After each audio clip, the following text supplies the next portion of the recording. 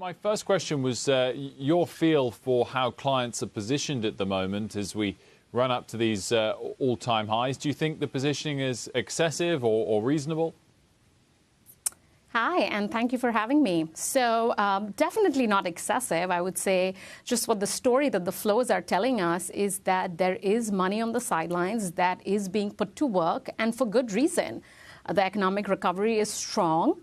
And we think that even looking ahead, there's still a lot of accommodation, both from the monetary and fiscal policy side. And investors are pouring money into the equity markets and also actually into the fixed income markets.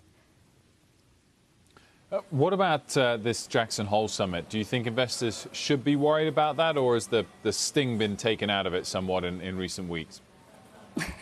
So definitely, the market, one of my mentors in the market likes to say that we can only focus on one thing at one time. And the market has been focusing on the Jackson Hole. And I think at the end of the day, this is not the venue, this is not the forum to dictate monetary policy, to talk about whether or not there's going to be a taper. I think we're all very excited to hear from Chair Powell around how he sees the economic recovery take place, or how he sees that progressing. I'm particularly interested in hearing about whether he's still calling inflation transitory or whether the language has changed. I think we're all looking forward to hearing about how he's characterizing the Delta variant and if there's any concerns around that.